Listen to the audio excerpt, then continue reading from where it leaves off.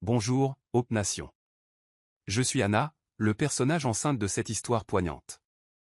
Vous êtes sous la loupe de Monsieur Hope. Ne bougez pas, salut, Hope Nation. Je suis Leandro, l'homme de cette histoire vraie. Regardez jusqu'au bout. Présenté par Monsieur Hope. Docteur, nouveau patient. J'ai pris rendez-vous en ligne. Elle s'appelle Anna Summers. Alana c'est ready. Ah oui. C'est vrai. Il y a un problème? Non, non. Commençons. Préparez la salle. Aucun doute là-dessus. C'était la fille que Leandro recherchait. Alana a réalisé l'échographie elle-même. Un petit garçon. Elle n'avait pas encore laissé Anna partir. Doucement, elle appela à nouveau son cousin. Oui. Il répondit. Tu te souviens de la fille dont tu m'as parlé? Son ton s'est durci. Oui, et elle? Elle est là, en chair et en os. Elle passe une échographie. Et elle est enceinte de 8 mois. Il y a eu encore des jurons à l'autre bout du fil. Pouvez-vous lui faire un échantillon? Que essayez-vous de faire? Je veux un test de paternité. Alana a failli laisser tomber son téléphone. La famille de Leandro était riche. Ses entreprises s'élevaient à plusieurs millions de dollars. Des succursales dans tout le pays. Belle et performante. Mais sa famille avait des antécédents d'infertilité. Leandro avait aussi des doutes. Et maintenant, cette fille, Anna, était enceinte. Si Leandro soupçonnait que le bébé était le sien, cela ne pouvait signifier qu'une chose, quelque chose s'était passé entre eux. Revenons au début de l'histoire.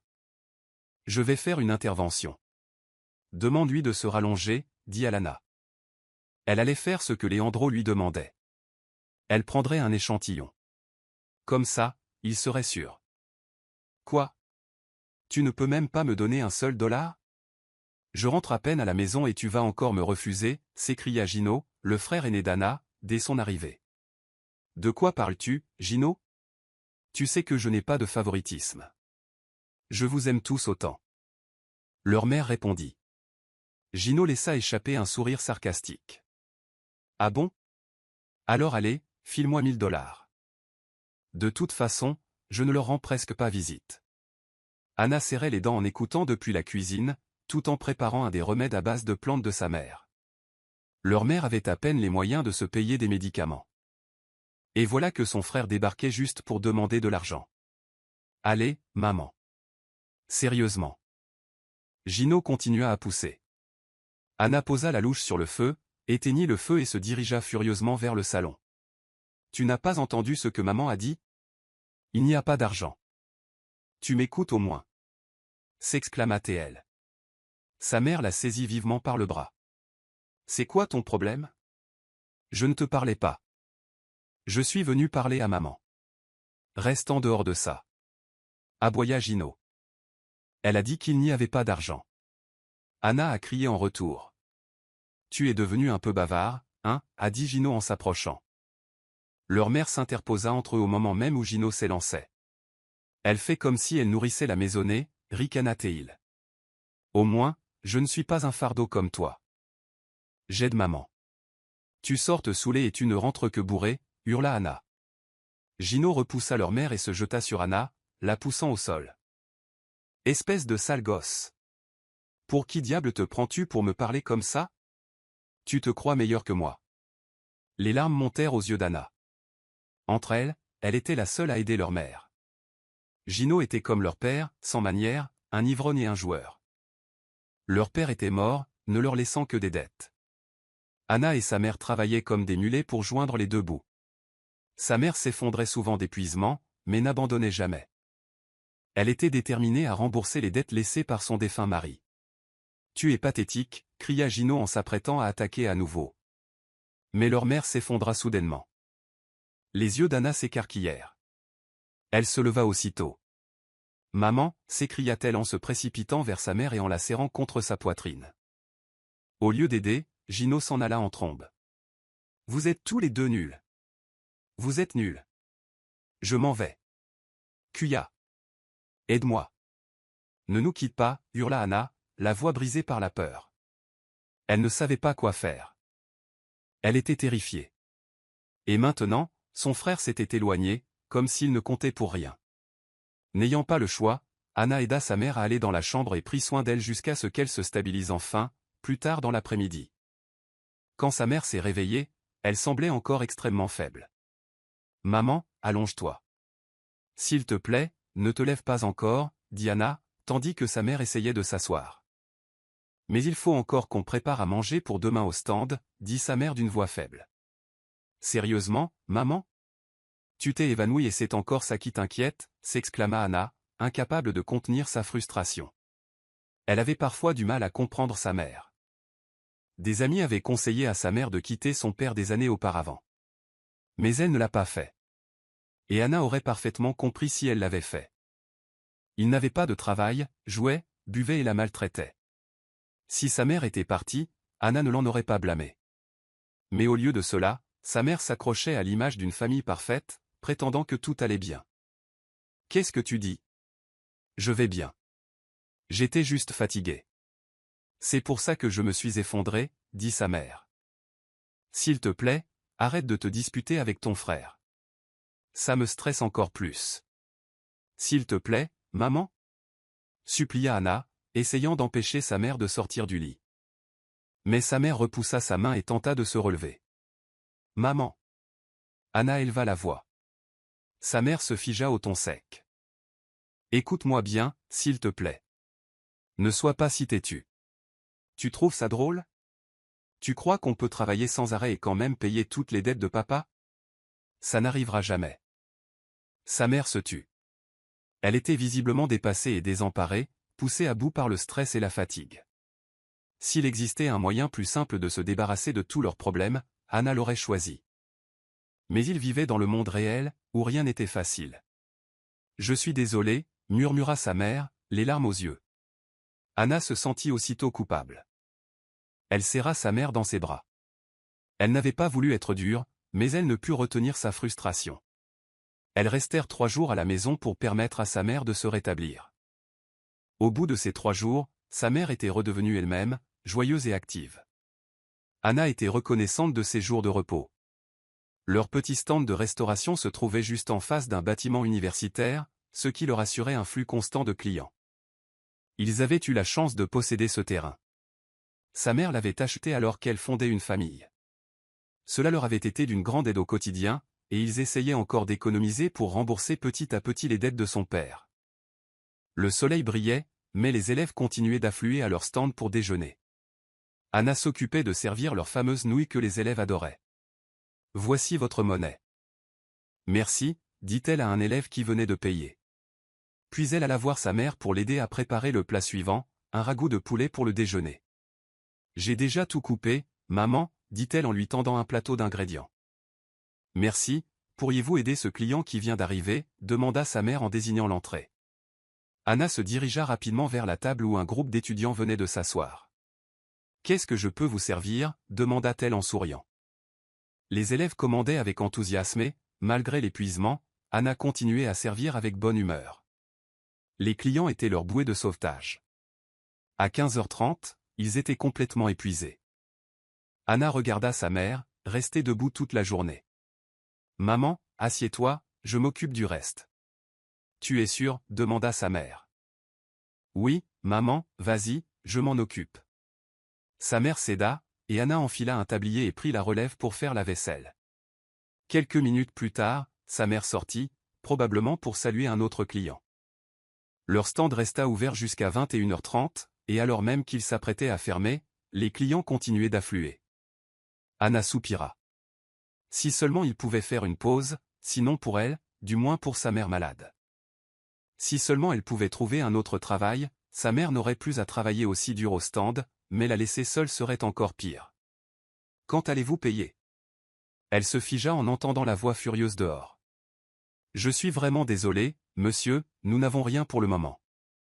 Je vous promets que nous doublerons le paiement la prochaine fois, » dit sa mère. Cela signifiait que sa mère parlait à l'un des créanciers de son père. Anna laissa tomber la vaisselle et sortit. Elle vit un homme imposant fumer devant sa mère, flanqué de 2 autres. « Vous dites toujours ça, madame. Savez-vous depuis combien de temps votre mari nous doit de l'argent » et maintenant, on revient et vous répétez la même chose? L'homme croisa les bras, visiblement impatient. Je suis vraiment désolé, je vous promets qu'on doublera la somme la prochaine fois, on ne s'est pas encore remis de la pandémie, dit sa mère.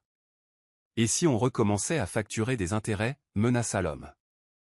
Sois reconnaissante qu'on t'ait permis de payer en plusieurs fois. Après tout ce que ton mari a fait, tu essaies de te défiler? Pourquoi ne nous vends-tu pas ton stand de restauration? Suggéra-t-il. Sa mère secoua la tête. Le nombre. C'est comme ça qu'on survit au quotidien. Je ne peux pas y renoncer. C'est alors qu'Anna prit enfin la parole. Ma mère ne veut pas vendre, pourquoi insistes-tu? Cette dette n'était pas la nôtre, nous n'en avons jamais profité, alors ne vous attendez pas à ce que nous payions quelque chose que nous n'avons pas utilisé. L'homme fronça les sourcils. Cette gamine, c'est ta fille, demanda-t-il avec colère. Anna le fusilla du regard. Tout ce qu'elle disait était vrai. Son père avait accumulé cette dette, et le capital avait déjà été remboursé. Il payait maintenant les intérêts croissants, l'argent que ses usuriers leur donnaient pour les saigner à blanc. Je suis vraiment désolé, répéta sa mère en se tournant vers Anna. Rentre, je m'en occupe. Mais Anna ne bougea pas, sa mère était malade, et il était hors de question qu'elle la laisse seule face à ses agresseurs. Je suis peut-être la fille d'un bon à rien, mais j'ai parfaitement le droit de me lever, tu ne vas pas nous brutaliser, dit Anna fermement. L'homme corpulent eut un sourire narquois. Voilà le marché, si tu ne paies pas dans un an, il y aura des conséquences, dit-il en les désignant tous les deux. Anna sortit son téléphone et appuya sur « Enregistrer ». Les yeux de l'homme s'écarquillèrent en réalisant qu'elle avait enregistré tout l'échange.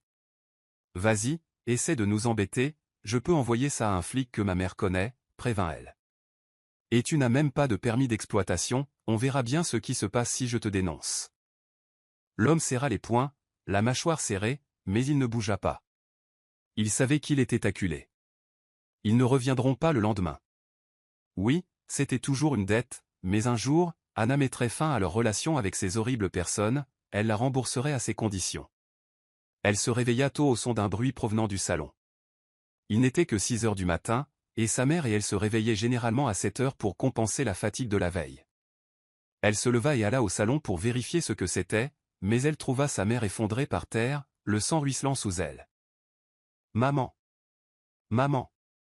cria-t-elle en se précipitant pour soulever sa mère et la poser contre sa poitrine.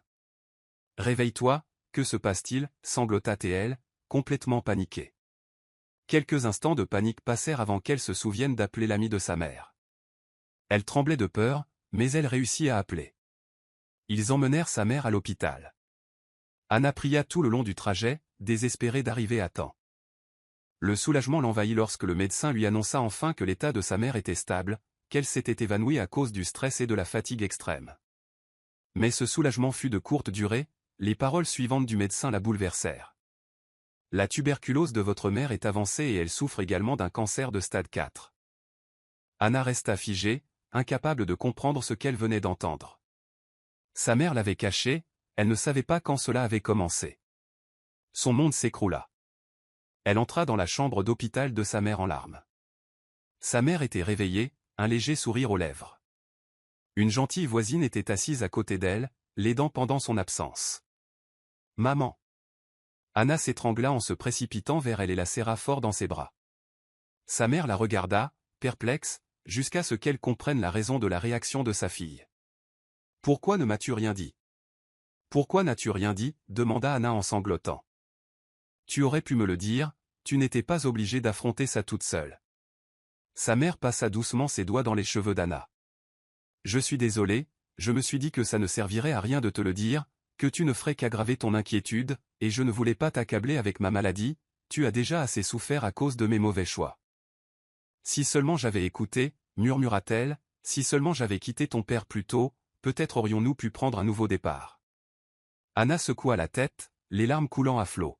« Tu n'as rien fait de mal, maman, tu as juste aimé, ce n'est pas un crime, nous sommes humains, on ne peut pas contrôler qui on aime. » Elle enfouit son visage dans l'épaule de sa mère et pleura de plus belle. Après ça, il n'avait plus rouvert le stand de nourriture. Chaque jour à l'hôpital, sa mère lui demandait comment ça allait, comment allait l'entreprise, mais Anna ne pouvait se résoudre à lui dire qu'elle n'avait ni le temps ni l'énergie de s'en occuper. S'il m'arrive quelque chose, avait dit sa mère un soir, vends le stand et la maison aussi, va où tu veux, achète ce que tu veux, visite de beaux endroits, sois heureuse, ma chérie. Anna serra les dents.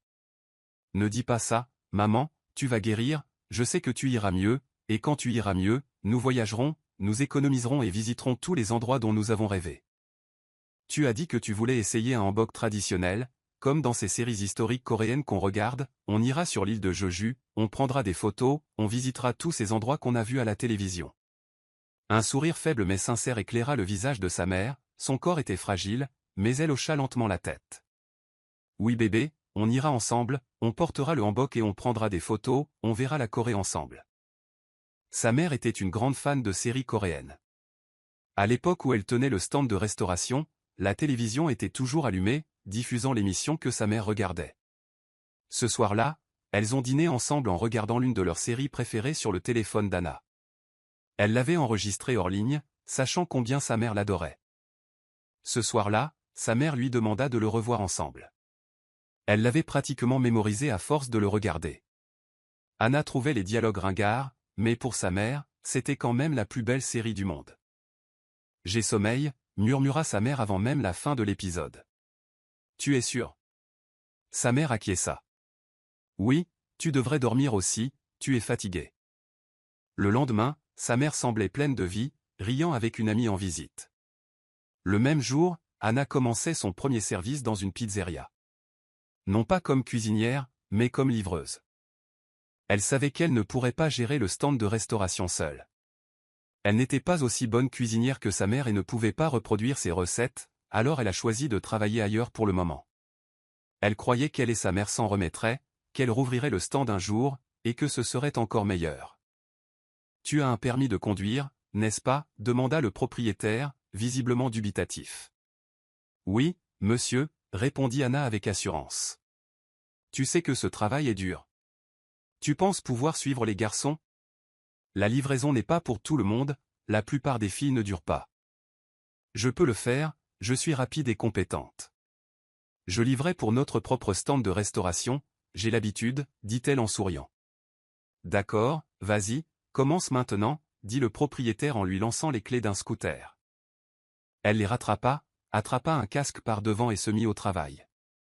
Comparé au travail au stand, être livreuse était encore plus épuisant. Elle courait toujours contre la montre pour éviter les plaintes des clients. Il était 20h et il lui restait encore une commande pour un client d'un club privé. Elle entra après avoir dit au videur qu'elle avait une livraison pour quelqu'un du salon VIP. Il la laissa passer rapidement. Elle se précipita dans le couloir et s'arrêta devant la pièce. Livraison pour, commença-t-elle, mais se figea en voyant qui était à l'intérieur. Ils se figèrent également, la reconnaissant immédiatement. Attends, tu es Anna Summers, dit une femme avec un sourire narquois. Anna força un petit sourire, ouais. Le groupe éclata de rire, et l'un des gars s'approcha, tout sourire. Alors, tu es livreuse maintenant? Toujours pauvre après toutes ces années? Elle serra les poings, c'étaient ses camarades de lycée, les brutes qui lui avaient pourri la vie à l'époque. Ton stand de restauration est toujours en activité? Ricana une fille. Ça fait un bail, pourquoi as-tu changé d'école si soudainement à l'époque? Tu nous évitais? Allez, on rigolait, dit une autre en s'accrochant à son bras comme si elles étaient des amies proches. Anna retira son bras et dit doucement, je vais juste récupérer le paiement. L'homme devant elle sourit. On ne peut pas l'avoir gratuitement? Enfin, on se connaît depuis longtemps, non? Elle le fixa du regard. Désolé, ce n'est pas à moi de le donner. Il rit soudain. Je plaisante, je paierai, contrairement à toi, je ne suis pas fauché. Il fit un petit geste du doigt sur la boîte de pizza. Elle ne répondit pas. Il sortit son portefeuille, en sortit un billet de $40 et le lança en l'air. Il atterrit par terre. Elle dut le ramasser. Le groupe éclata de rire, se moquant d'elle tandis qu'elle se penchait. Elle se sentait si petite, si humiliée. Elle n'a pu que murmurer « merci » avant de se tourner pour partir. Toujours célibataire, Anna? Un type a appelé. Tu veux que je te présente un ami à moi? Un homme riche, ça pourrait changer ta vie. Ouais, peut-être que tu auras de la chance, ajouta l'une des filles en riant. Anna déglutit difficilement, baissa les yeux et murmura « Je m'en vais ». Elle n'attendit pas un mot de plus. Elle sortit, retenant ses larmes jusqu'à son scooter. Puis elle les laissa couler. Elle n'avait pas vu ces gens depuis des années. Après tout ce qu'elle avait traversé, voilà ce qui la ramenait. Elle essuya ses larmes, démarra le scooter et fila dans la nuit. Après son service, elle rentra directement chez elle chercher des affaires pour elle et sa mère, prévoyant de retourner à l'hôpital. Elle rangea leurs vêtements dans un sac, mais s'arrêta en remarquant une boîte sous leurs vêtements pliés. Elle la sortit et l'ouvrit. Des dizaines de lettres apparurent. Elle les avait tous lues auparavant, mais chaque fois qu'elle ouvrait cette boîte, elle ne pouvait s'empêcher de les relire. « Chère princesse, souris un peu, veux-tu? Tu as trop froid. Tiens, des chocolats. N'oublie pas de te brosser les dents juste après, d'accord ?» Elle sourit. À ce jour, elle ignorait toujours qui avait écrit ces lettres, mais elles avaient été une source de joie au lycée. Quelqu'un les avait envoyées en secret, accompagnées de petits cadeaux, et elle était peu à peu tombée amoureuse de cet admirateur anonyme. Personne ne lui avait jamais fait ressentir cela. Alors qu'elle était plongée dans ses souvenirs, son téléphone sonna. Elle baissa les yeux et vit le nom de l'ami de sa mère, toujours à l'hôpital. Elle a décroché immédiatement. « Oui, j'arrive. Je suis juste passée à la maison pour acheter des affaires pour maman. Ne t'inquiète pas, je serai Anna, ta mère, elle est partie. » Les mots la frappèrent comme un train de marchandises. Elle se figea. Ses oreilles l'entendirent, mais son cœur refusa d'y croire. Sa mère était vraiment partie. « Sois forte, ma chérie. Tu peux surmonter ça. Continuez à prier. Dieu ne vous abandonnera pas, » dit l'ami de sa mère en la tenant doucement par l'épaule tandis qu'elle se tenait près de la tombe. Tout cela a une raison. Il ne te donnerait pas un fardeau insupportable. Anna resta silencieuse, contemplant la tombe fraîchement recouverte de sa mère. La pluie se mit à tomber, comme si le ciel pleurait avec elle. Quelques connaissances étaient présentes à l'enterrement, mais aucun membre de la famille maternelle.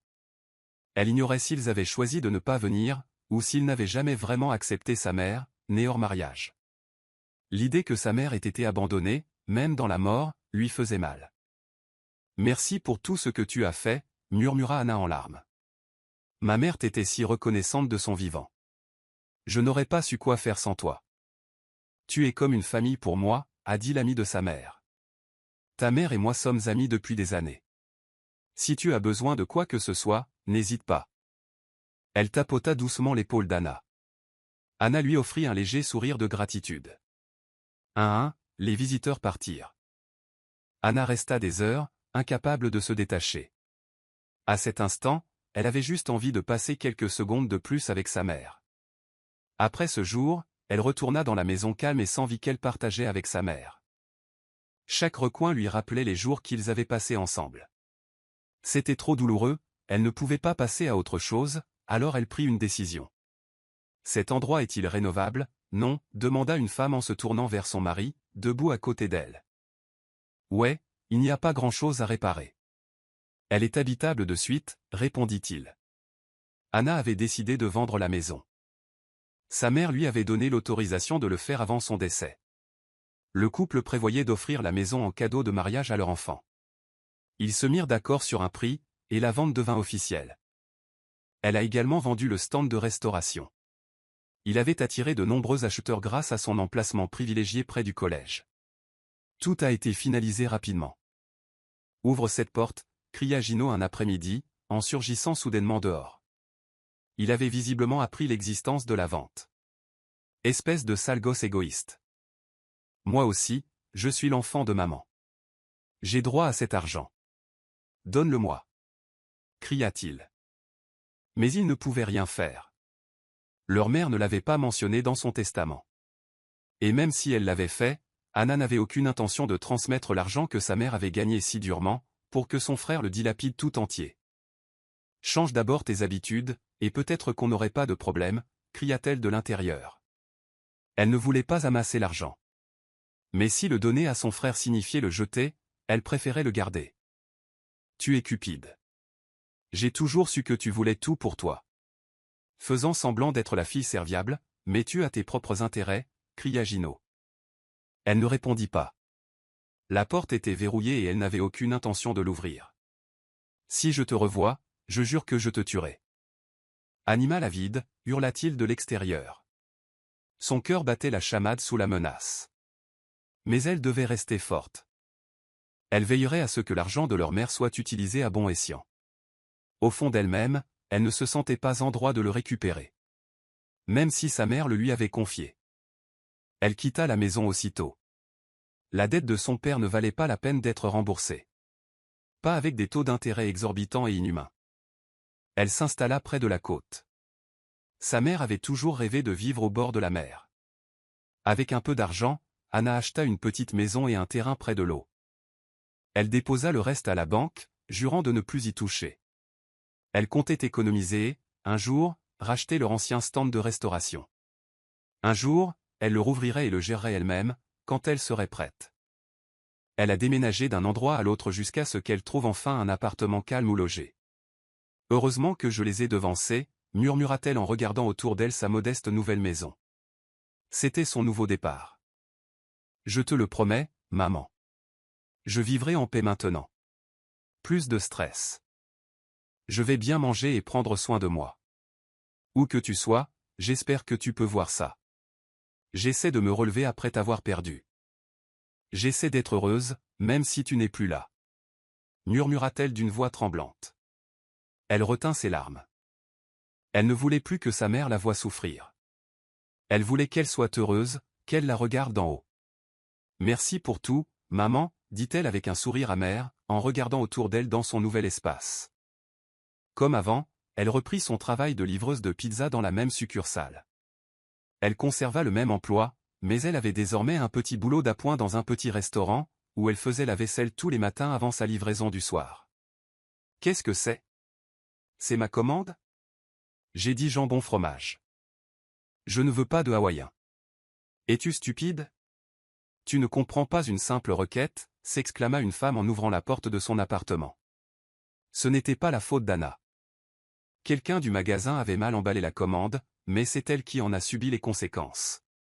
Je suis vraiment désolé. Je vais la faire remplacer, dit-elle, juste au moment où la femme laissait tomber la boîte à pizza par terre. 2 tranches sont tombées, tandis que le reste est resté dans la boîte. Impossible pour elle de les rapporter au magasin. Je ne paierai pas pour ça. J'ai faim. Mais oublie ça. Je vais commander ailleurs. De toute façon, ta pizza est bon marché. Je regrette même de t'avoir donné une chance, ricana la femme, les mains sur les hanches. Anna déglutit, incertaine. La femme claqua la porte. Elle ramassa la boîte et les tranches tombées, les jetant à la poubelle en descendant. Elle soupira profondément en s'éloignant de cette scène stressante. Ce n'était pas la première fois qu'elle était maltraitée par des clients. Elle avait fini par accepter que cela fasse partie de son travail. Certaines personnes manquaient tout simplement de décence. Elle l'admettrait. C'était aussi en partie sa faute. Si elle avait vérifié la commande, peut-être que ça ne serait pas arrivé. Mais c'était trop tard. Elle se dirigea vers le caniveau près de son scooter garé et s'assit. Elle ouvrit la boîte à pizza. Il restait encore plein de parts. Comme le prix serait de toute façon déduit de son salaire, autant la manger. Pas mal. En fait, c'est mieux que du jambon fromage, murmura-t-elle. C'est toujours de la pizza, toujours de la nourriture. Elle mourait de faim. Allez, mange ce qu'il y a devant toi. J'ai mangé du poisson séché et des sardines au déjeuner. Elle est si difficile. Elle marmonnait en mâchant. Les riches agissaient vraiment différemment quand ils avaient faim. Peut-être qu'elle était nouvellement riche. Cela expliquerait son attitude, pensa-t-elle. Seigneur, j'achète un billet de loterie demain. S'il vous plaît, laissez-moi gagner. Je vais acheter l'appartement de cette femme juste pour me venger d'elle, murmura-t-elle en enfournant une énorme part de pizza. C'est délicieux. Elle est vraiment exigeante. Elle désigna le bâtiment en face d'elle. Comme pour s'adresser à la femme impolie de tout à l'heure. Tu sais comme c'est dur de traverser la circulation en ville juste pour livrer ta stupide pizza? Espèce de sale gosse. Elle se frappa la poitrine en s'étouffant avec sa nourriture. Seigneur, pourquoi m'as-tu frappé si vite avec le karma? Donnons aussi à cette dame. s'écria-t-elle en désignant à nouveau l'appartement. Soudain, un klaxon retentit derrière elle. Fils de, cria-t-elle, surprise, se précipitant sur le côté pour laisser passer la voiture. Pendant ce temps, Leandro Andromado, assis à l'arrière du véhicule de luxe, jetait un coup d'œil à sa montre. La voiture klaxonna de nouveau. Il aperçut une femme assise sur le trottoir, portant un casque et tenant une boîte à pizza à la main. Elle se leva et s'éloigna rapidement. Elle n'avait même pas trouvé de place pour manger. Son téléphone sonna, le nom de Cassie s'affichant à l'écran. Il répondit. « Chérie, la pizza vient d'arriver, mais le livreur a apporté la mauvaise. Je voulais du jambon fromage, mais j'ai pris du hawaïen. Tu crois ? J'en avais envie, se plaignit Cassie. Tu peux me le commander, s'il te plaît ? Sa voix devint douce. Bon, autre chose, demanda-t-il. Une pizza et toi ? Elle rigola. Il raccrocha. Son regard restait froid. Il ne ressentait aucune étincelle avec Cassie. Elle était exigeante et égocentrique. Tout devait se passer comme elle le souhaitait. Mais il n'avait pas le choix. Ils étaient fiancés.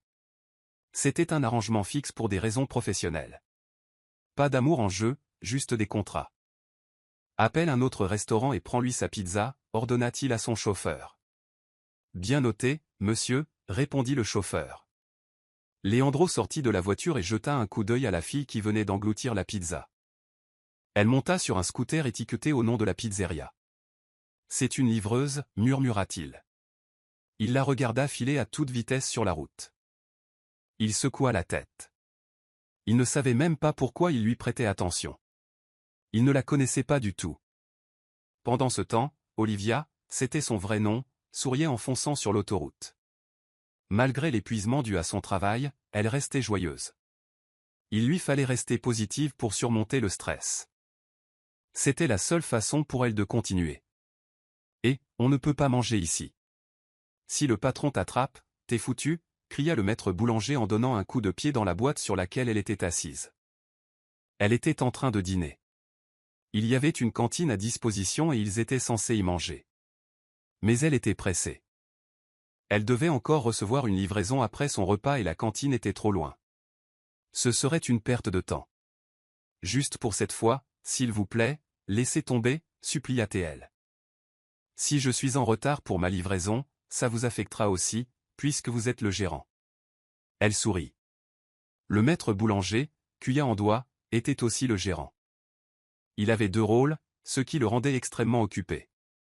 Tu es vraiment fou. Dépêche-toi ou je te flingue, grommela-t-il. Oups, c'était la pause.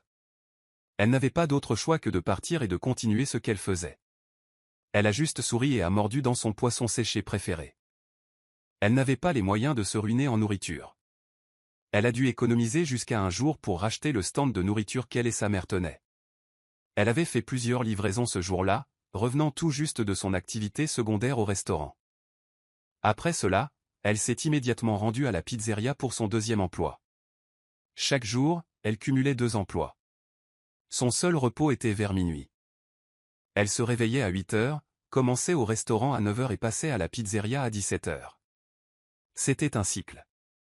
Elle a fini par s'y habituer. Elle travaillait à la pizzeria depuis 6 mois maintenant. Durant ces 6 mois, elle avait eu de nombreuses nouvelles de son ancien quartier. L'usurier à qui son père avait emprunté de l'argent avait été arrêté. Son frère était en prison pour vol. Elle avait espéré qu'il changerait, mais il n'avait pas changé.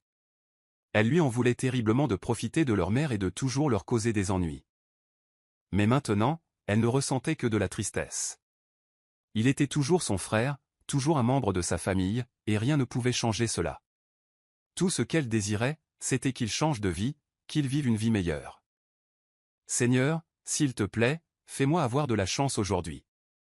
S'il te plaît, finis les clients impolis. Murmura-t-elle en roulant sur son scooter sur l'autoroute. Elle se dirigeait vers un appartement pour une livraison. Le problème ?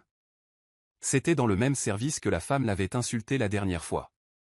Elle avait envisagé de refuser la commande, mais elle ne voulait pas risquer d'avoir des ennuis. Si elle refusait, son responsable risquait de la prendre, ce qui ne ferait que lui attirer encore plus de problèmes. Elle arriva à l'immeuble et prit une grande inspiration avant de sonner. Elle attendit. Quelques instants plus tard, quelqu'un ouvrit la porte. Mais avant qu'elle puisse réagir, une main lui plaqua un chiffon sur la bouche. Alors qu'elle inhalait ce qui se trouvait sur le chiffon, son corps s'affaiblit instantanément, ses genoux fléchirent et elle perdit toute sensation. « Tu ne veux pas te libérer de ton mariage avec Leandro ? C'est notre chance, ta chance d'échapper à ses fiançailles, dit une voix d'homme. La voix de Cassie suivit. Regarde, c'est grâce à lui. Il s'est passé quelque chose entre eux. Anna remua légèrement au son de leur voix. Elle voulait se lever, mais la pièce tournait toujours. Oui, mais je ne pensais pas que ton plan irait aussi loin. Comment as-tu pu filmer ta bouche avec les caméras de surveillance ? Demanda la femme, paniquée. Qu'est-ce qu'on va faire maintenant ? Tu iras en prison si ça se sait. Tu sais que Leandro est plus puissant que nous. Je ne voulais pas l'épouser non plus. Mais pas comme ça, dit Cassie. Il est déjà là. On continue. Demain, Leandro se réveillera et la verra. Elle est enceinte. Il y aura des photos. Tu auras une excuse pour rompre avec lui. Je m'occuperai du reste. Je l'enverrai aux médias. Son nom sera sali. Tu auras alors toutes les raisons de le quitter. Anna ne comprenait pas ce qui se passait. Tout était flou. Elle voulait partir, mais ses membres refusaient de réagir. Le sommeil la tira à nouveau, et elle céda. Il était environ 10 heures du matin lorsqu'elle se réveilla enfin. Son corps était lourd lorsqu'elle se redressa. Elle se prit la tête dans les mains. Alors qu'elle se relevait, une vive douleur lui monta entre les cuisses. Elle perdit l'équilibre et tomba, atterrissant sur quelqu'un allongé sur le lit. Elle tomba directement sur la poitrine d'un homme. Il était torse nu. Elle leva les yeux et fixa son visage. De longs cils. Des lèvres rouges et douces. Une mâchoire pointue.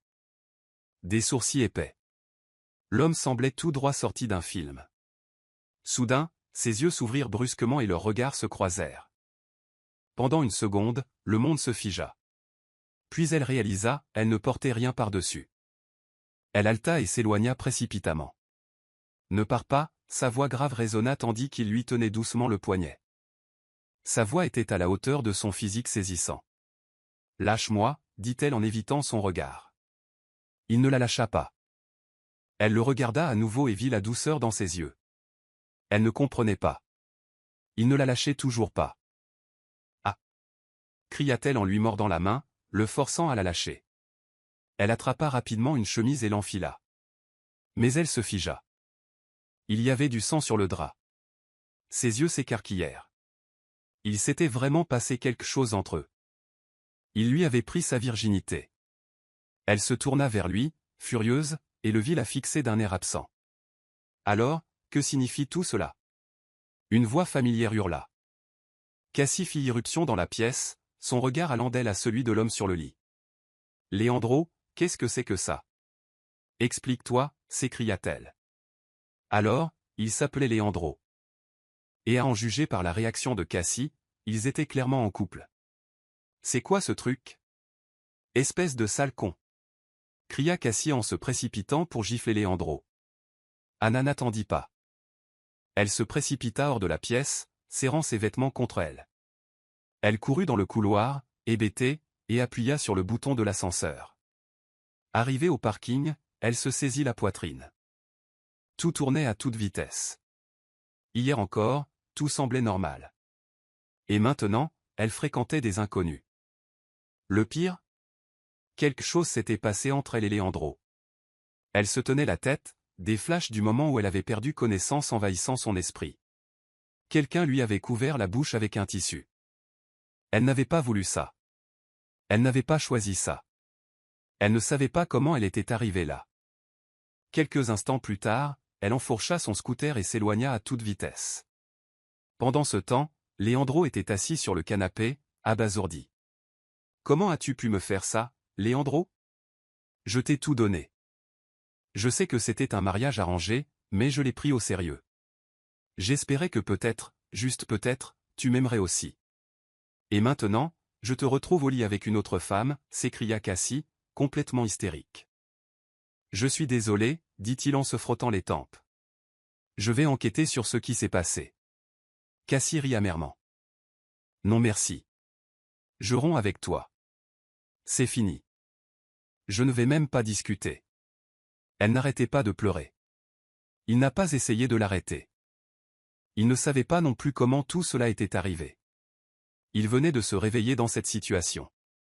Cassie prit ses sacs de créateur, ses talons et ses 2 valises, puis sortit en trombe de l'appartement. Dehors, Cassie souriait. Enfin, elle était libre. Le plan de son petit ami Kevin avait fonctionné. Kevin était plus attirant que Leandro. Riche, populaire et fou amoureux d'elle.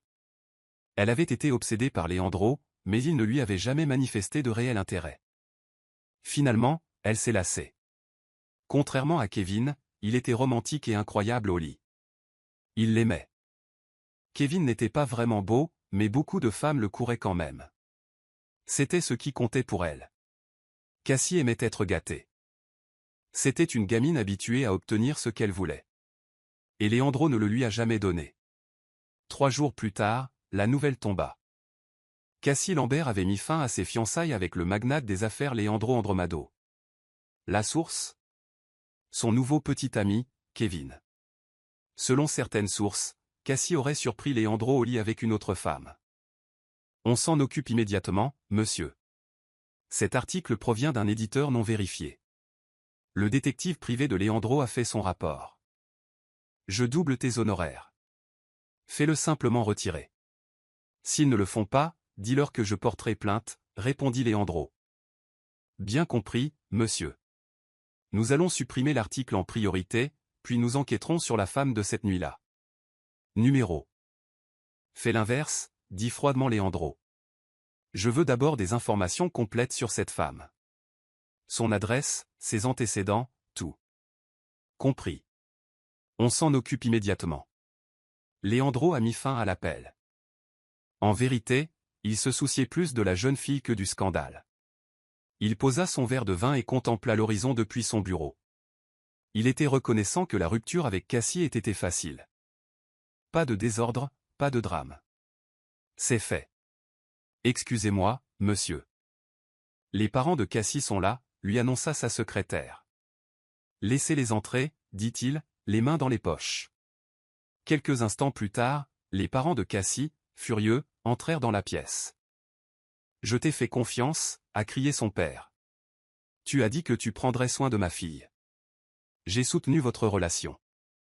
Et maintenant, je découvre que tu l'as trompée. Elle ne mérite pas ça. Sa femme s'accrochait à lui.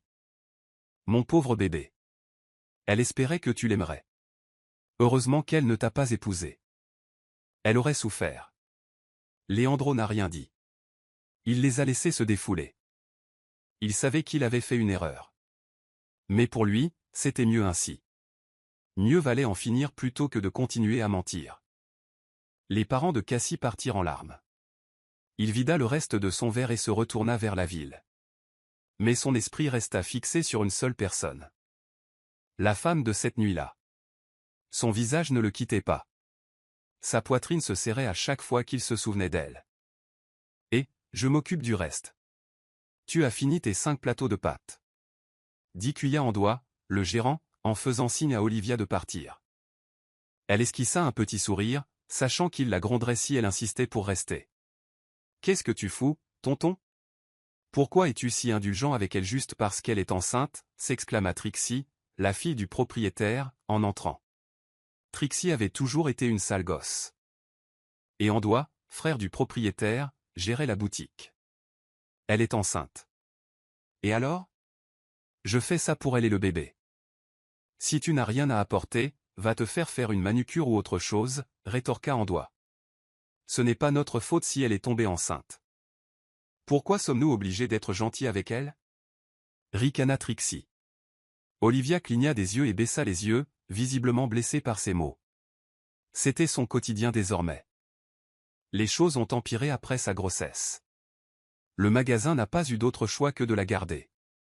Surtout grâce à Andois qui s'est porté garant pour elle. Elle ne pouvait plus accoucher. Son ventre était trop gros.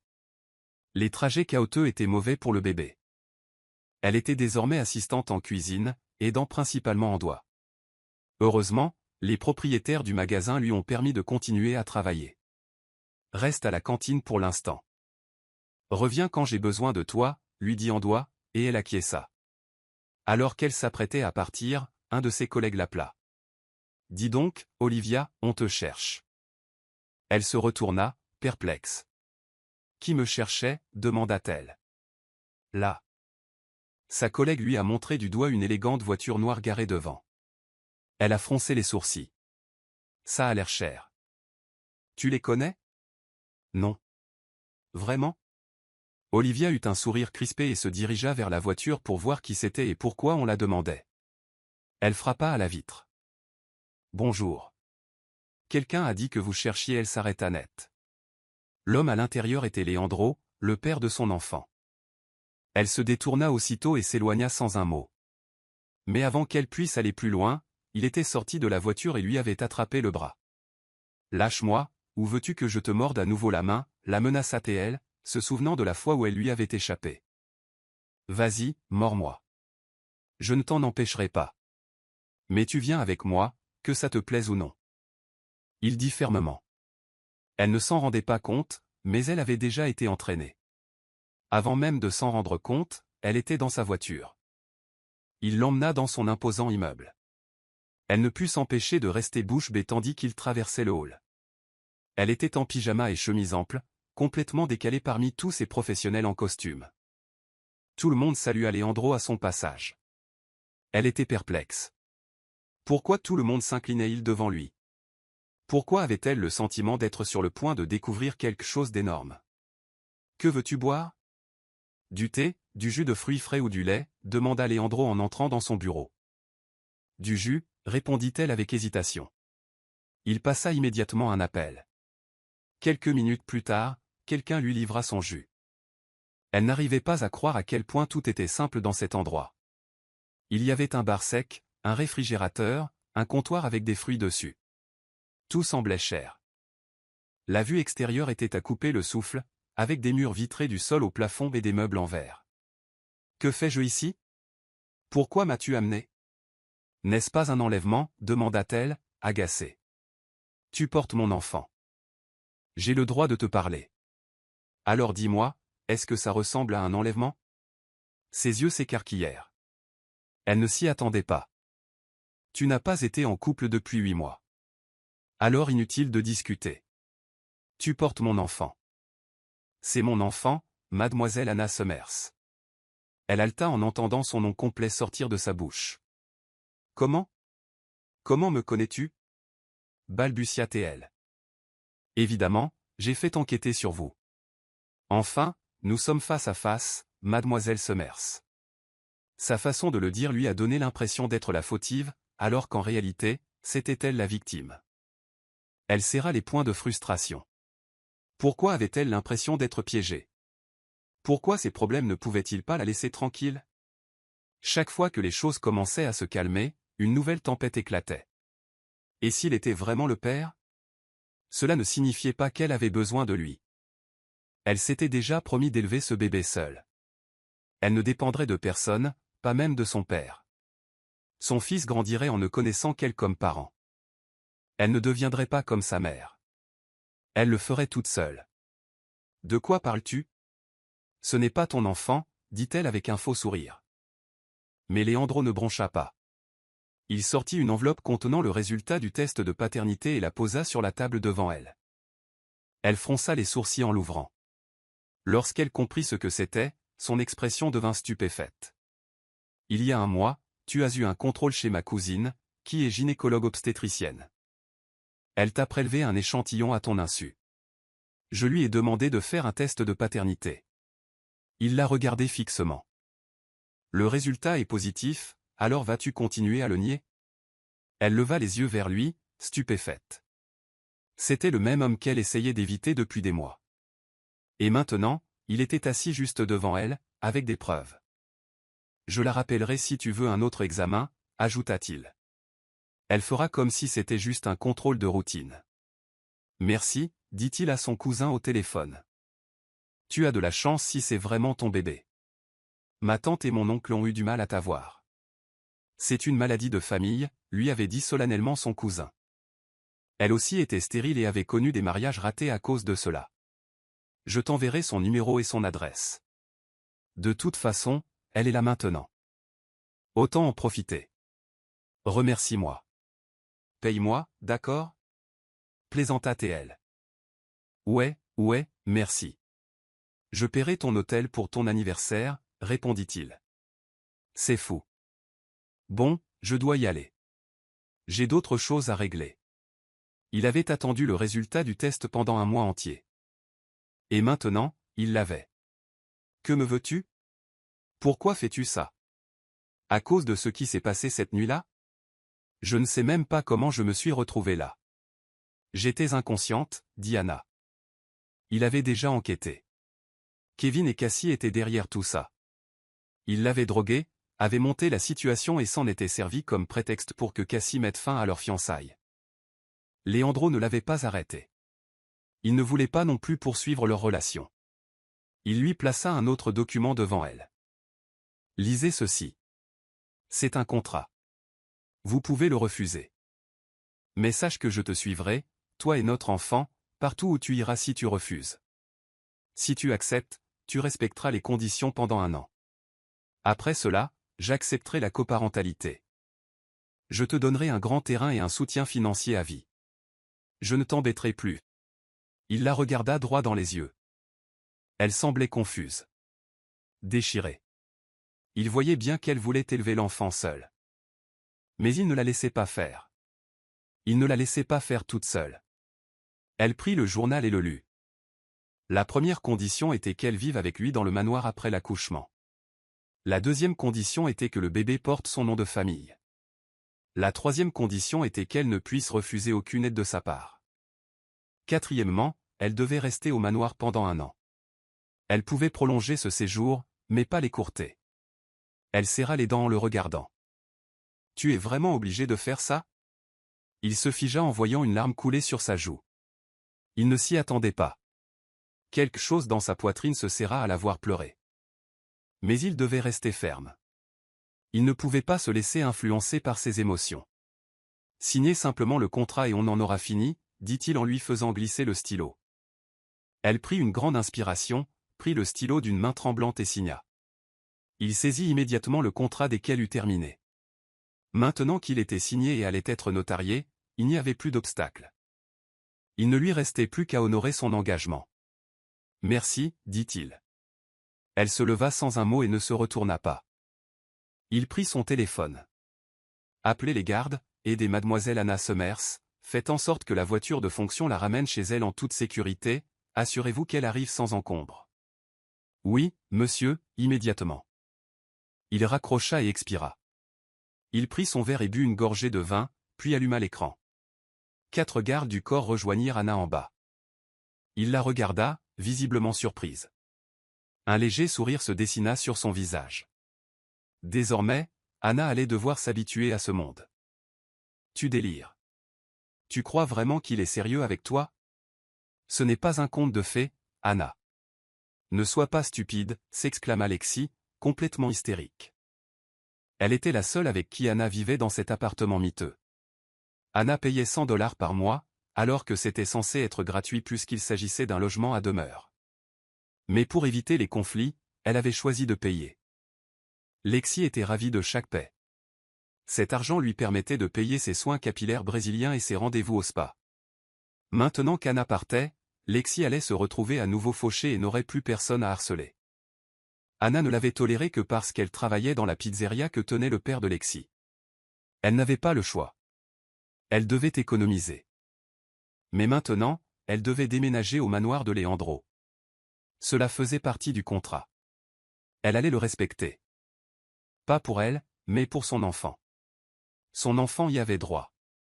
Leandro était le père, et rien ne changerait cela, peu importe combien de fois elle bouleverserait le monde. Et maintenant? Après toute l'aide que mon oncle et mon père t'ont apportée, c'est fini? Tu n'as aucune gratitude? Hurla Trixie en suivant Anna jusqu'à la chambre qu'elle utilisait.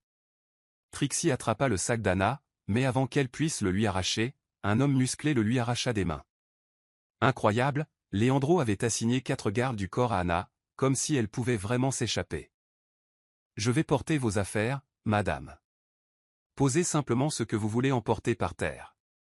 On s'occupe du reste, » dit l'un des gardes. Trixie se figea, incapable de parler, surtout lorsque le garde lui lança un regard noir.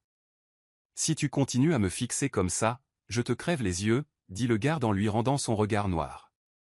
Puis il se tourna vers Anna. Anna l'ignora. Elle prit une grande inspiration et continua ses bagages. On se dirige droit vers le manoir. C'est l'ordre de monsieur Leandro, dit l'un des gardes en lui ouvrant la portière. Elle acquiesça et entra dans le véhicule en silence. Pendant le trajet, elle garda les yeux rivés sur la vitre. Après un long trajet, ils arrivèrent à l'immense manoir. Les immenses portes noires s'ouvrirent automatiquement. Elle en sortit, stupéfaite. Comparé à cela, l'appartement d'avant n'était rien. Le hall d'entrée à lui seul était suffisamment vaste pour submerger n'importe qui. Elle n'arrivait pas à croire à quel point Leandro Andromado était riche. « Bonjour. Je suis le majordome. Voici la nounou de votre enfant. Si vous avez besoin de quoi que ce soit, dites-le leur. Ils vous le procureront, » dit le majordome. Anna fut surprise de voir 4 femmes présentées comme les nounous du bébé. « Ce n'est qu'un bébé. Ai-je vraiment besoin de 4 nounous ?» demanda-t-elle, perplexe. L'une d'elles s'occupera de la nourriture du bébé. Un autre s'occupera des vêtements. Le troisième surveillera l'état du bébé. Et le quatrième assistera le troisième. Surtout après l'accouchement, tu auras besoin de repos. Tu ne devrais pas trop bouger, sinon tu risques d'avoir des complications, expliqua gentiment le majordome. Elle hocha lentement la tête, comprenant enfin. Elle devait accepter cette nouvelle vie pour l'instant. Mais une partie d'elle-même craignait de s'y habituer et d'avoir du mal à retrouver son ancienne vie. Elle se sentit gênée la première fois qu'elle fut invitée à manger en bas. Elle n'arrêtait pas de répéter qu'elle était rassasiée, prévoyant d'attendre que tout le monde dorme pour pouvoir manger tranquillement. « Bon sang, cette cuisine est immense », murmura-t-elle à son ventre. Même la cuisine avait un lustre. Cela ressemblait plus à une salle de bal qu'à une cuisine. La table à manger était longue, digne d'un palais. Elle ouvrit le réfrigérateur pour voir ce qu'elle pouvait manger. Heureusement, ses nausées étaient passées. Elle pouvait manger n'importe quoi maintenant. Elle prit des restes. Elle ne savait pas comment les réchauffer, alors elle les a mangés froids. En mangeant, elle a regardé autour d'elle. Mais on ne s'habitue pas à ce bébé. Un jour, nous quitterons cet endroit. Et nous retournerons d'où nous venons. Mais ce ne sera pas aussi dur. Ton père a dit qu'il nous soutiendrait. Je ne voulais pas être d'accord, mais je n'avais pas le choix. Oh, mon Dieu! Grand-mère est partie maintenant, murmura-t-elle, tout en continuant à parler à son enfant. Elle continuait à manger tout en parlant à son bébé. C'était devenu son habitude du soir. Un soir, elle fut surprise de voir un repas chaud l'attendre sur le comptoir. Elle sourit et l'apprécia.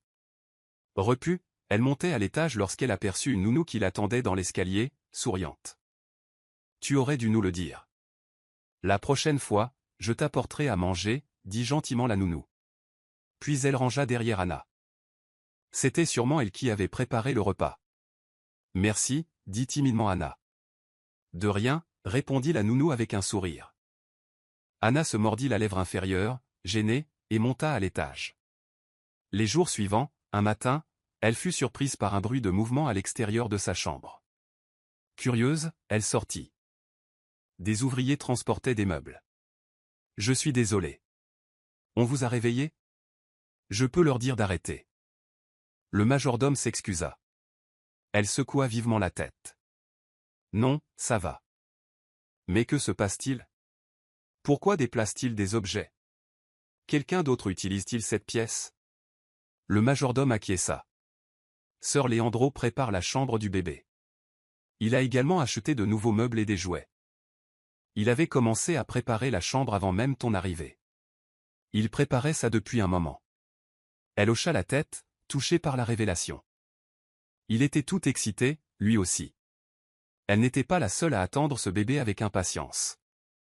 Elle porta une main à sa poitrine, ressentant une sensation étrange qu'elle ne parvenait pas à expliquer. « Bon, je rentre maintenant, dit-elle. Le majordome sourit et retourna à son travail. Ses yeux s'ouvrirent lentement, ressentant une vive douleur à l'estomac. Elle s'assit et se prit le ventre. Il était un peu plus de 3 heures du matin, et tout le monde dormait dans la maison. Elle était trempée de sueur. Sa respiration devint saccadée et une douleur lancinante lui traversa le bas du dos. Elle hurla. En un rien de temps, toute la maisonnée fut réveillée. Les lumières s'allumèrent et le majordome se précipita dans la pièce. « Je crois que je vais accoucher », cria-t-elle d'une voix tendue. Le majordome donna immédiatement des ordres. L'une des nounous l'aida à s'habiller, tandis que les autres préparaient tout le nécessaire. 10 minutes plus tard, elle était transportée d'urgence dans l'aile de l'hôpital privé, situé dans la demeure de Leandro. Ce dernier l'avait spécialement construite pour les urgences de ce genre. Le médecin était déjà là. Ils attendaient ce moment depuis des mois. « Pousse, Anna, tu peux le faire. » Encore une, ordonna le médecin, tandis qu'une infirmière lui tenait la main. « Je ne peux pas.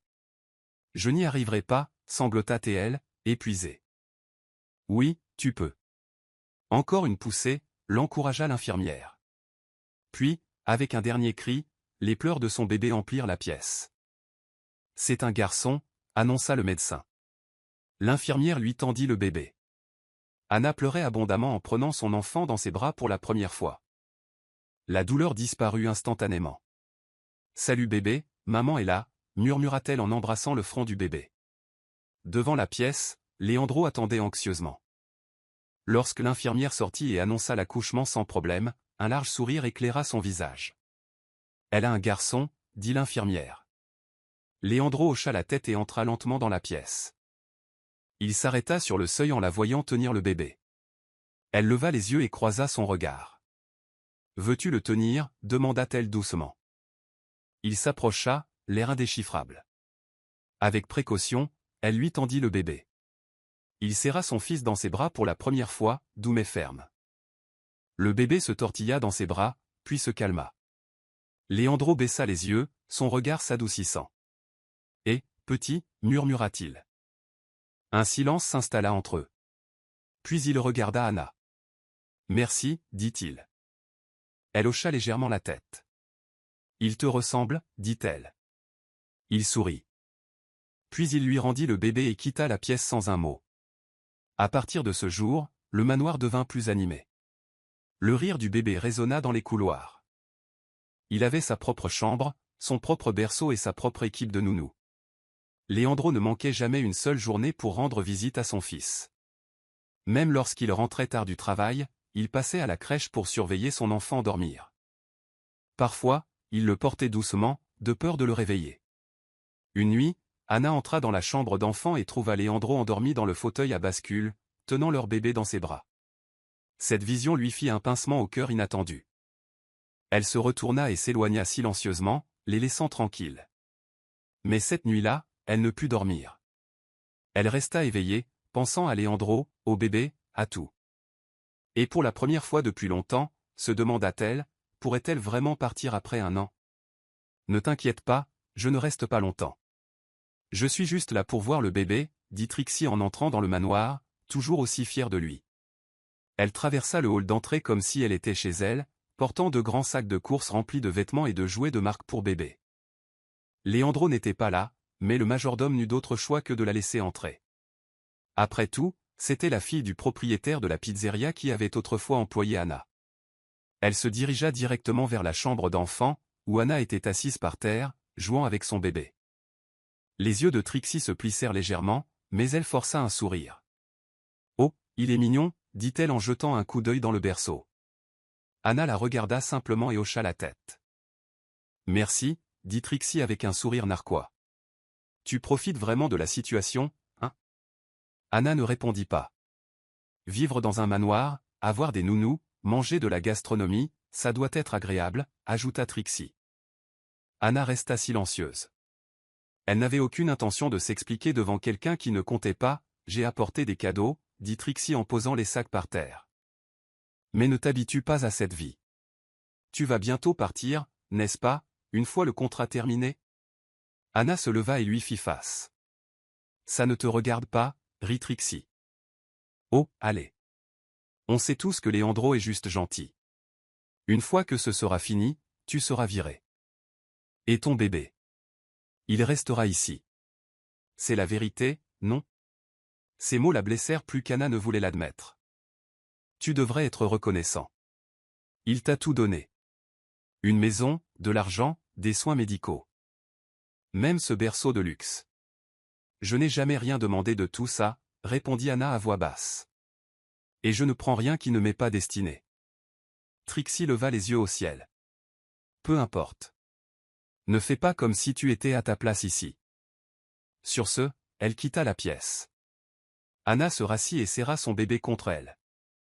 Je me fiche de ce qu'elle dit, murmura-t-elle. On va bien, non? Du moment qu'on est ensemble.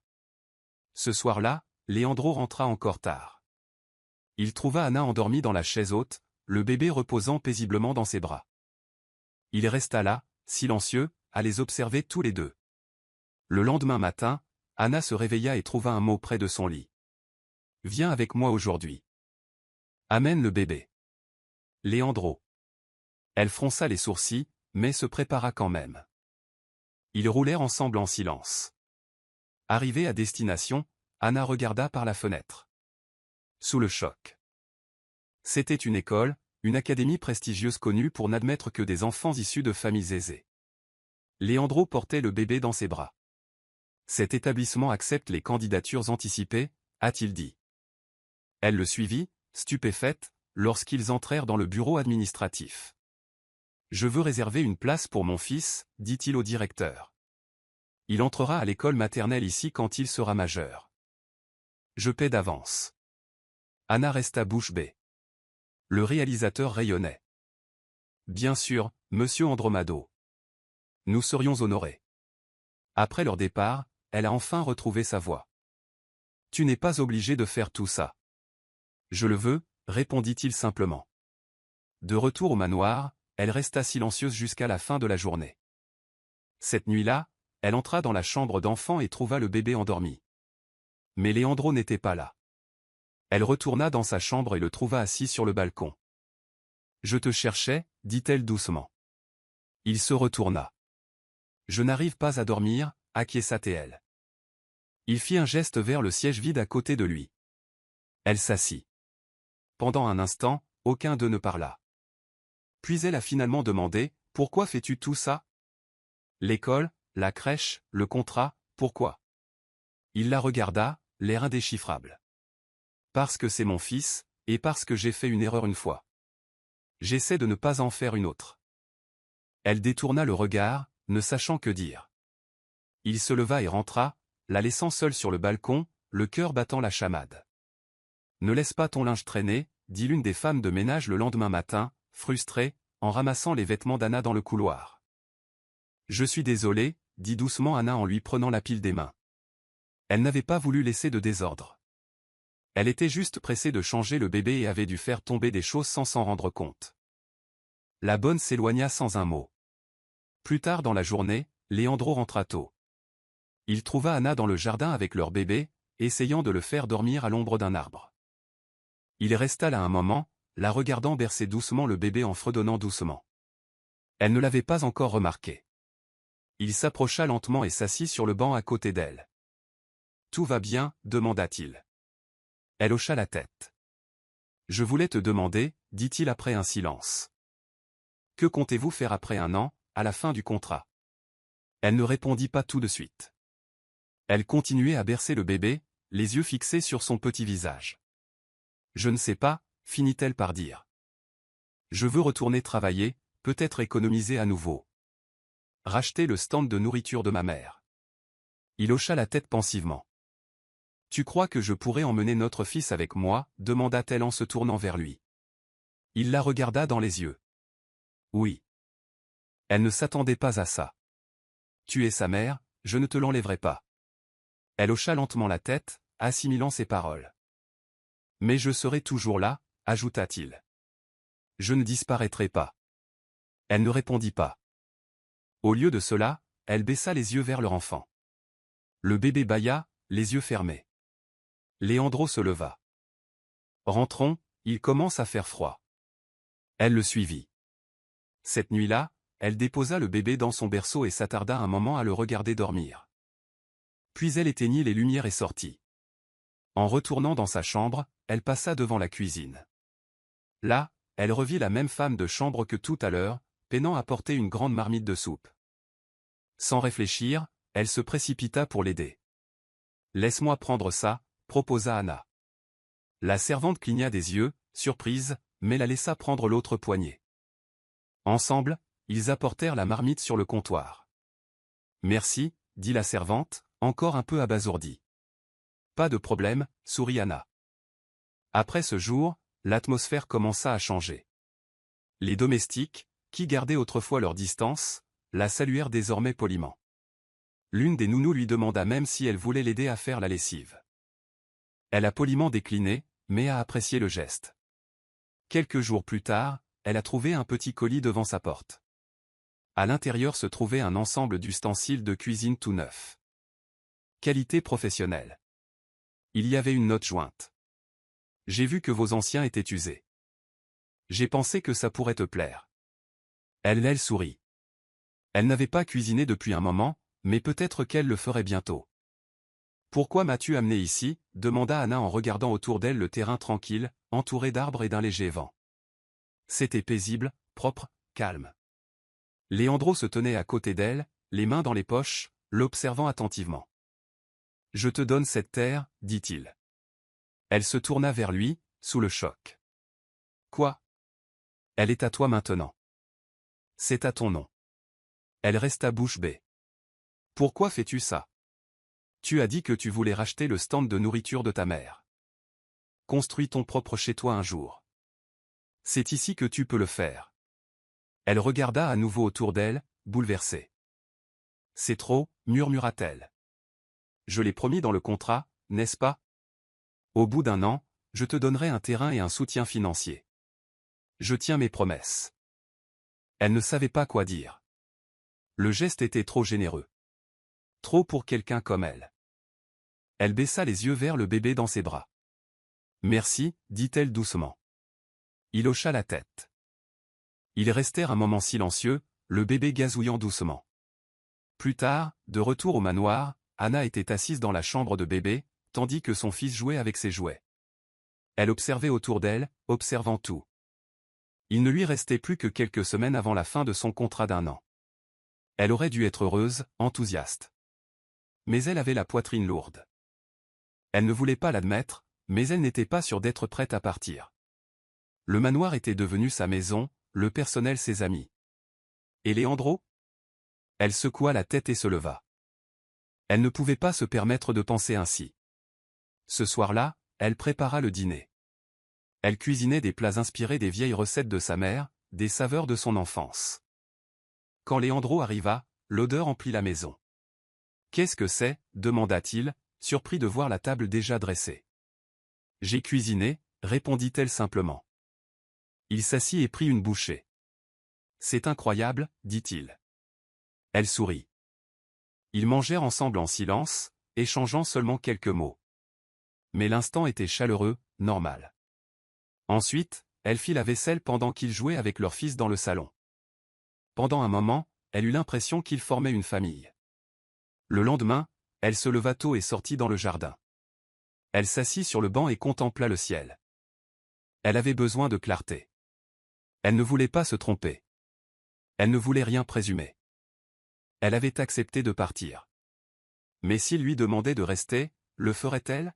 « Tu es sûr que tu ne veux pas que je t'emmène » demanda Leandro en regardant Anna attacher le bébé dans le siège auto. « Pas besoin. Le chauffeur m'amènera. »« Tu as du travail » répondit-elle sans le regarder dans les yeux. Il hocha la tête, la mâchoire légèrement crispée. Le bébé roucoulait tandis qu'elle attachait la sangle.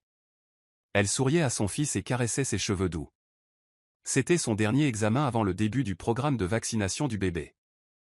Elle voulait s'assurer que tout allait bien avant de déménager. Il ne restait que quelques jours avant la fin du contrat d'1 an. Après cela, elle quitterait le manoir et Leandro. Le trajet jusqu'à la clinique s'est déroulé dans le calme. Le chauffeur a tenté de bavarder, mais Anna a été brève. Elle était trop perdue dans ses pensées. À la clinique, le pédiatre a examiné le bébé minutieusement. Il est en bonne santé, en très bonne santé, a-t-il dit en souriant. Vous faites un excellent travail. Merci, dit doucement Anna en prenant son fils dans ses bras. Alors qu'elle se retournait pour partir, elle remarqua quelqu'un assis de l'autre côté du couloir. Cassie. Anna se figea une seconde. Cassie se leva, les bras croisés et le regard toujours aussi perçant. Tu as l'air à l'aise, ricana Cassie. Tu vis un rêve? Tu joues à la maison avec Leandro? Anna serra plus fort le bébé, mais ne dit rien. Cassie s'approcha. Tu crois avoir gagné, hein? Juste parce que tu es tombée enceinte et que tu l'as piégé? Je n'ai piégé personne, répondit Anna doucement. Cassie laissa échapper un rire amer. Oh, s'il te plaît, ce bébé, ton ticket d'or. Je ne veux pas de son argent, dit Anna fermement. Je pars dans quelques jours. Cassie haussa un sourcil. Sérieusement, c'est ça ton plan? Je ne te dois rien, dit Anna en passant devant elle.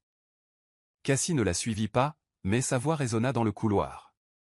Il ne t'aimera jamais, ne l'oublie pas. Anna ne s'arrêta pas. Elle arriva à la voiture, le cœur battant.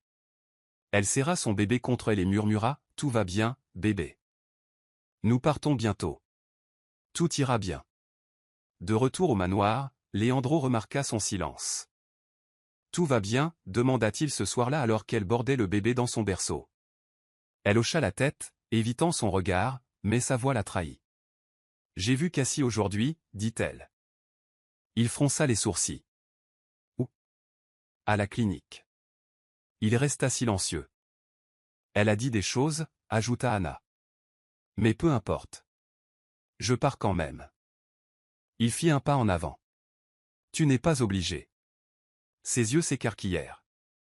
Tu peux rester, dit-il. Si tu le voulais. Elle le regarda, cherchant le sens de ses paroles. Pourquoi? Il ne répondit pas tout de suite. Puis il dit, parce que je le veux. Son cœur s'emballa. Mais le contrat oubliait le contrat. Un silence s'installa entre eux. Il tendit la main et la prit doucement. Reste. Elle ne savait pas quoi dire, alors elle resta plantée là, la main dans la sienne, le cœur tremblant. Elle retira lentement sa main de la sienne. J'y réfléchirai, dit-elle doucement, n'osant pas le regarder dans les yeux.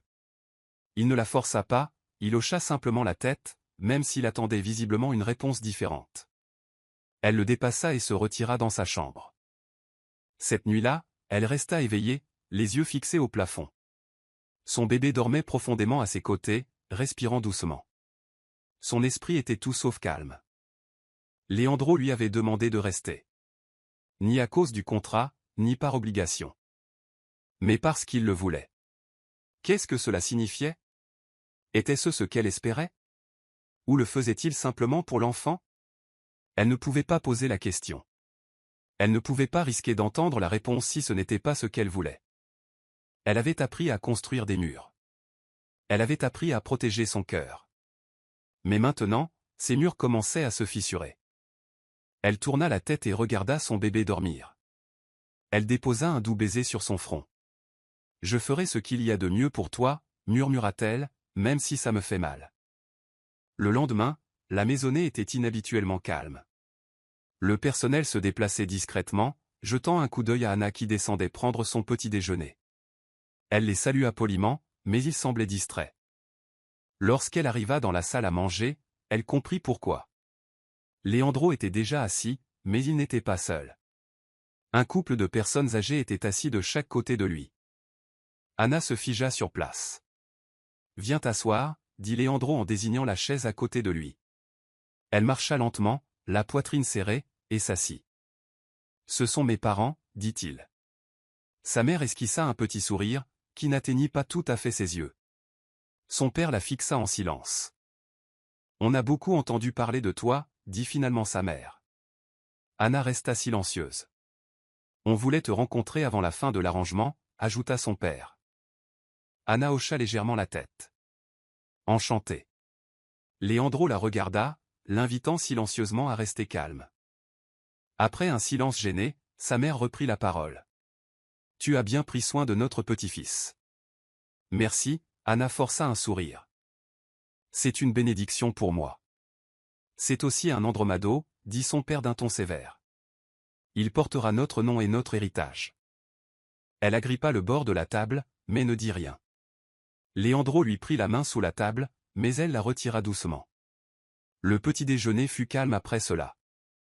Une fois la fête terminée, les parents de Léandro partirent sans un mot. Ce soir-là, Anna se tenait de nouveau sur le balcon, contemplant les lumières de la ville. Elle n'entendit Léandro approcher que lorsqu'il fut à ses côtés. « C'est juste démodé, dit-il. »« Je sais, répondit-elle, mais ne t'inquiète pas. C'est moi qui décide. » Elle hocha la tête, mais au fond d'elle-même, elle savait que ce n'était pas seulement elle qui était en cause. Il s'agissait d'un monde auquel elle n'appartenait pas, un monde dans lequel elle ne s'intégrerait jamais vraiment. Elle se tourna vers lui. « J'ai pris ma décision, dit-elle doucement. » Il la regarda, attendant. « Je m'en vais. » Léandro la fixa, stupéfait. Pendant quelques secondes, il resta muet. « Tu pars vraiment » demanda-t-il lentement. Elle hocha la tête, le regard fixé. C'était l'accord. « Mais je te l'ai dit. Je sais ce que tu m'as dit, mais j'ai pris ma décision. » Il serra les dents. Elle continua. « Ce n'est pas mon monde, Léandro. Ça ne l'a jamais été. » Il s'avança. « Ça pourrait l'être, si tu le laissais faire. » Elle secoua la tête. « Je ne veux pas rester dans un endroit où je ne suis qu'à moitié acceptée. Tes parents l'ont bien dit, et peu importe le nombre de chambres, de cadeaux ou de repas que je reçois ici, je n'oublierai jamais qui je suis. » Il était calme, sa voix s'adoucit. « Tu as été gentil, plus que je ne l'espérais, et je t'en serai toujours reconnaissant. Mais je ne peux pas élever notre fils dans un environnement où j'ai l'impression de devoir constamment faire mes preuves. » Il la regarda avec un mélange de frustration et de tristesse. « Quand pars-tu » demanda-t-il finalement. « Demain. » Silence. Il se détourna et partit, sans un mot. Elle resta sur le balcon, les bras serrés contre sa poitrine. Le lendemain matin, elle se tenait près du grand escalier du manoir, ses valises déjà prêtes. Le bébé dormait dans ses bras. Léandro descendit lentement les escaliers. Aucun d'eux ne parlait. Un chauffeur se tenait à côté, attendant. Elle se tourna pour partir, mais la voix de Léandro l'en empêcha. « Attends. » Elle marqua une pause. Il s'approcha et lui mit une petite boîte dans la main. Elle le regarda, perplexe. « Ce ne sont pas des bijoux, dit-il. Juste un petit souvenir pour que tu te souviennes de nous. » Elle ouvrit lentement la boîte. À l'intérieur se trouvait un pendentif clé en argent sur une simple chaîne. Ses doigts tremblaient lorsqu'elle le toucha. « Qu'est-ce que c'est ? » « C'est un double de la clé de la chambre d'enfant, dit-il. Je l'ai fait faire le jour de la naissance de notre fils. » Elle leva les yeux vers lui, les yeux écarquillés. « Si jamais tu veux revenir, tu as déjà la clé. » Elle ne pouvait pas parler. Il se pencha, embrassa le front du bébé et murmura « Prends soin de lui. » Puis il se redressa et fit un signe de tête au conducteur. La portière s'ouvrit. Elle entra sans dire au revoir. Les portes du manoir se refermèrent derrière elle, et Léandro resta sur le perron, observant la voiture jusqu'à ce qu'elle disparaisse. Un an plus tard, le soleil commençait à peine à se lever sur la petite maison qu'Anna avait construite sur le terrain que Léandro lui avait donné. Ce n'était pas un manoir, mais c'était le sien. Simple, propre et rempli d'amour. Elle ouvrit le petit rideau de la fenêtre de la cuisine et sourit en voyant son fils jouer sur un tapis juste devant la porte. Il courait pieds nus, tenant une cuillère en bois dans une main et une banane à moitié mangée dans l'autre. Elle sortit sur le porche et l'appela. « Entre, mon chou. Tu vas attraper froid. » La petite fille rigola et continua de courir. Elle soupira, s'essuya les mains avec une serviette et s'approcha pour le ramasser. Il poussa un cri de protestation, mais elle l'embrassa sur la joue jusqu'à ce qu'il rit de nouveau. « C'est l'heure du petit déjeuner, dit-elle. » À l'intérieur, elle le plaça dans sa chaise haute et posa un bol d'œufs écrasés et une tranche de pain moelleux. Il mangeait joyeusement, les jambes ballantes. Elle était assise en face de lui, sirotant son café et l'observant attentivement. Il grandissait si vite, et il ressemblait de plus en plus à son père chaque jour. Parfois, cela la faisait sourire. Parfois, cela lui faisait mal à la poitrine. Elle n'avait pas revu Léandro depuis le jour où elle avait quitté le manoir. Il n'avait pas appelé, n'avait pas envoyé de message, n'avait pas essayé de lui rendre visite. Une partie d'elle était soulagée. Une autre avait espéré qu'il le ferait. Mais la vie a continué. Elle a trouvé du travail dans un café du coin. Elle a économisé avec soin. Le petit stand de nourriture dont elle rêvait n'était plus très loin. Elle avait tout ce dont elle avait besoin. Presque. Ce soir-là, elle donna le bain à son fils et le coucha dans son berceau. Il s'endormit rapidement.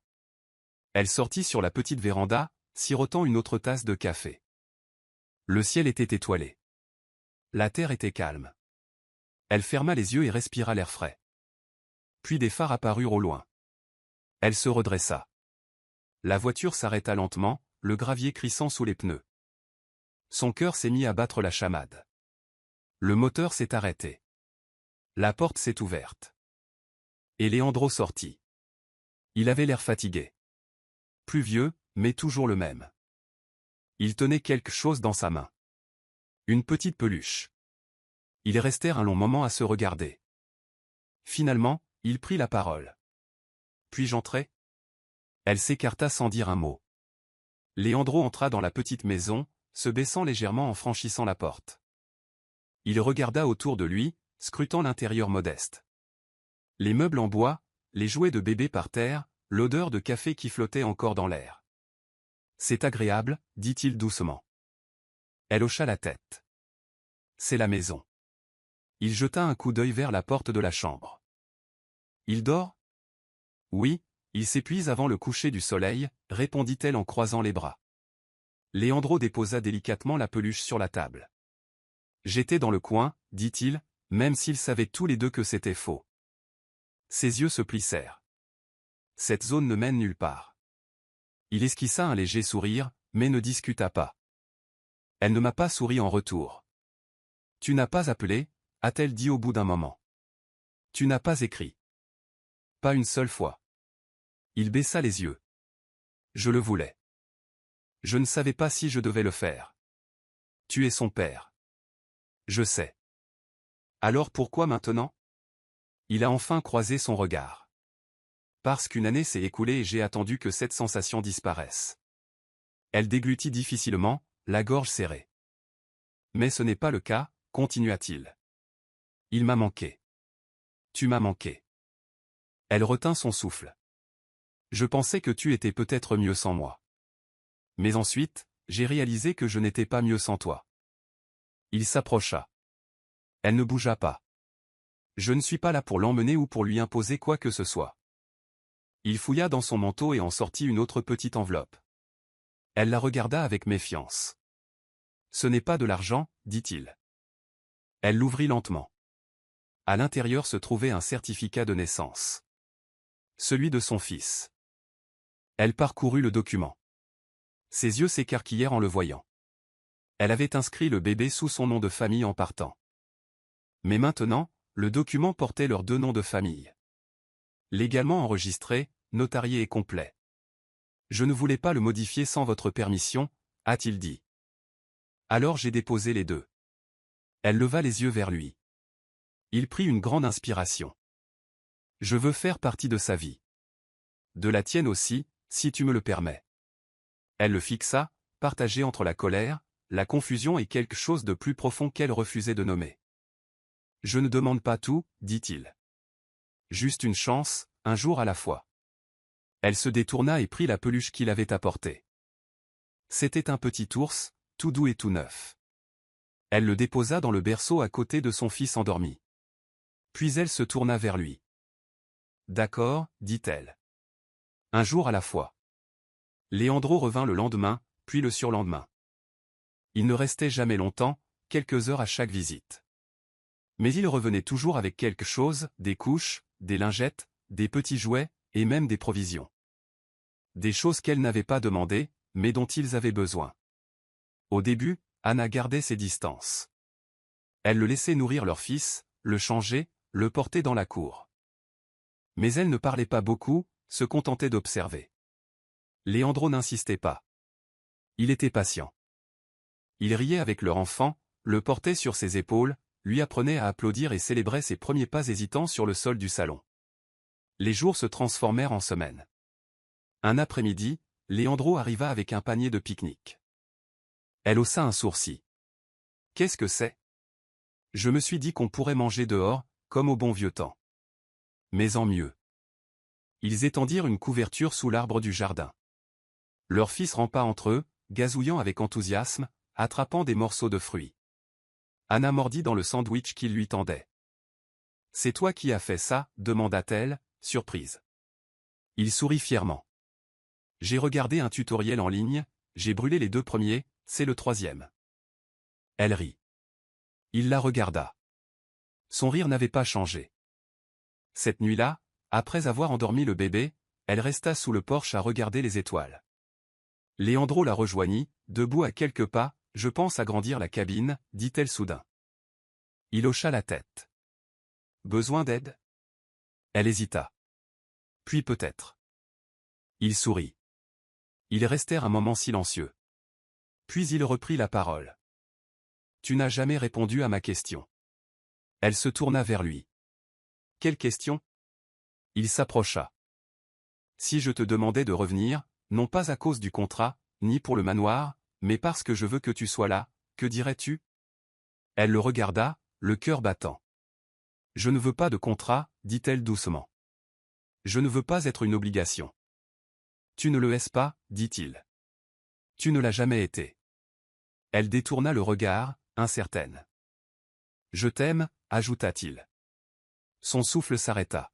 « Je t'aime depuis que je t'ai vu tenir notre fils dans mes bras pour la première fois. Peut-être avant.